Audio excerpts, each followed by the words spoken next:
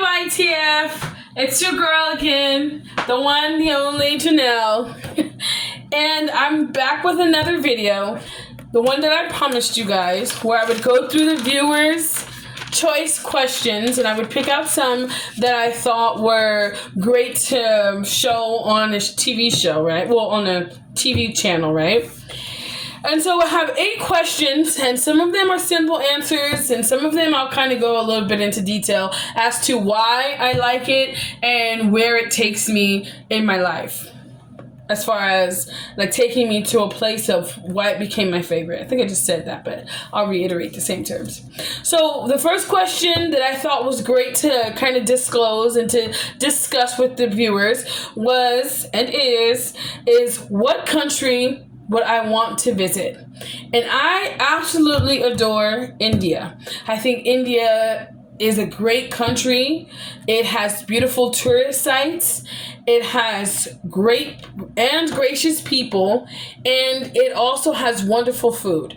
The food, the cuisine of India is just like no other. It's just amazing, and I actually am vegetarian, and I'm aspiring to be a vegan. I know that's my favorite word, is aspire. However, I'm trying to get into veganism, and vegan is a life-changing movement that goes just far beyond just the consumption of your energy sources.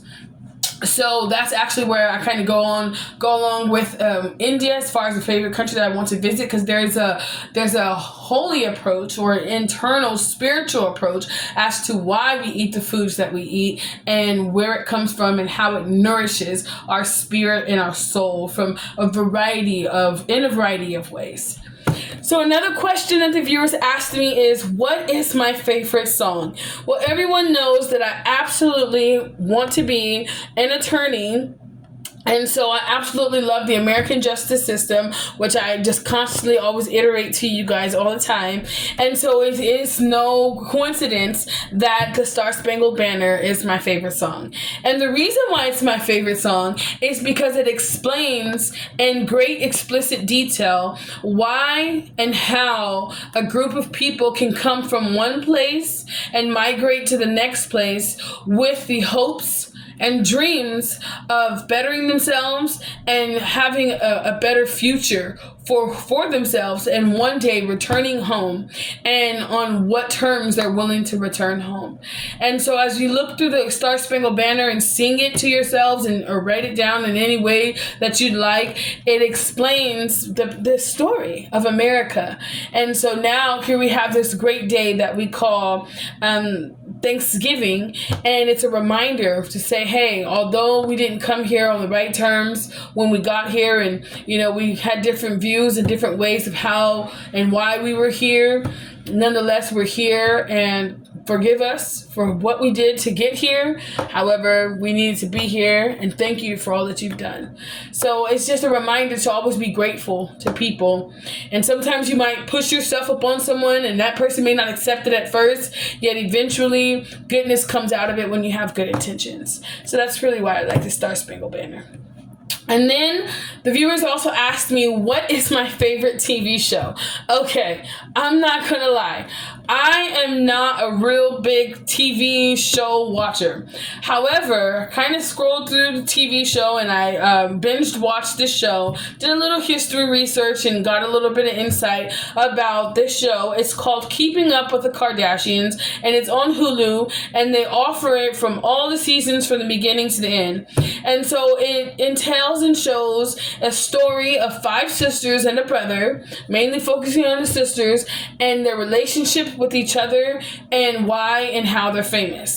And so even myself, I asked, well, why are they famous? And then it just dawned on me, they're famous for being themselves. It's not Kendall trying to be Kylie, or Kylie trying to be Khloe, or Khloe trying to be Kourtney, or any of them trying to be Kimberly. It's just them all being themselves and combining that together into a family business, and each person working their skill set or their approach to having a family business and just bringing themselves up from, although they were rich, you know, to being in a state wealth class of which they are now.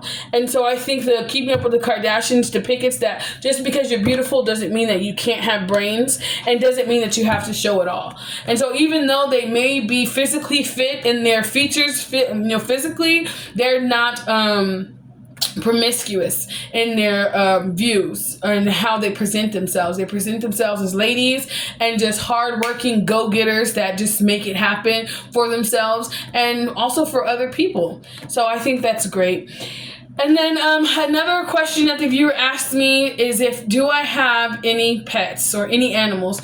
And the answer is no. I do not have any animals. However, if any of you guys know of any pets or any animals that are looking for a great home and are in need of a great home, you can always look me up, as long as it's not like a reptile or something, because I just don't have a great history or relationship when it comes to snakes or snakes or serpents. And I think that they're great just left in the places where, you know, they come from, which is wherever they come from. Yeah. And then, another question that the viewers asked me is, when I cook, what do I like to do, bake or fry? Now, I am not any Debbie Downer or a Miss Dutch oven as far as baking pies and cakes and apple fritters and all these things. No. However, I do believe that the horno, which is the oven, is a great way to prepare your food. And I believe that the stovetop, as far as the caldron of like boiling soups and such, is also a great, magnificent way to prepare your meals. Yet I prefer baked foods.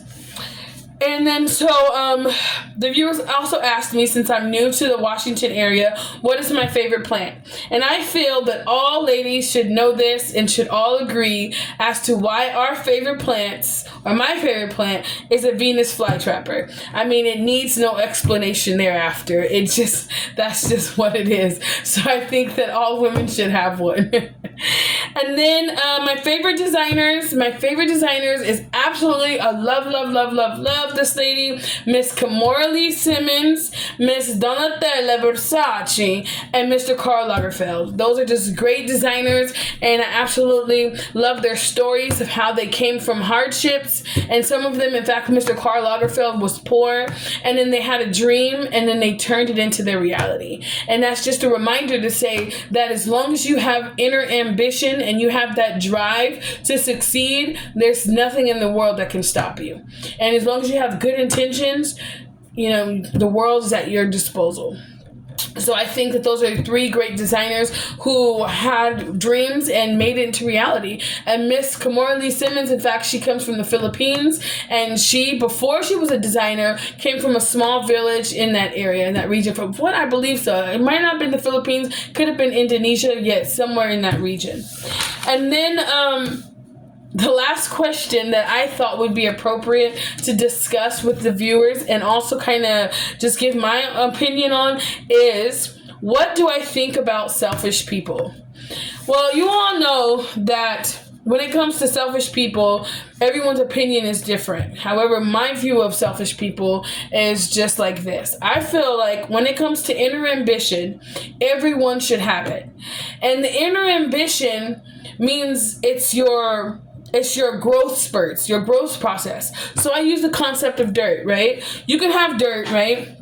And say you want to create something. We'll use the example of a plant. So you get some dirt, you get some soil, and you put it in the plant in a pot where the plant is, and then you put it around the plant, right?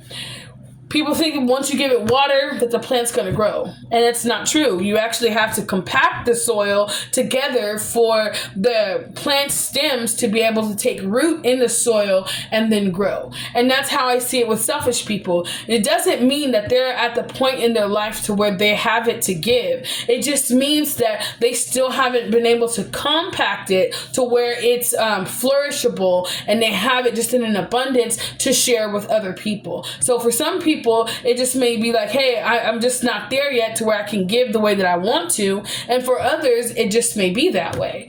And so when I see selfish people, it doesn't mean that they don't want to give. It just means that they just don't have it like that. And that's just how I see it. And sometimes a person is just focused on themselves. And people coming with hoping that others would spare or share is not always the right way of looking at things, or the right perspective. Because when you have an investment, or you're looking for investors, there are particular individuals who are there and dedicated and committed to investing and also charity work, you know, those type of people. And then when you just go to some random person and expect just because they physically seem like they have it all that they should give, and it just may not be like that.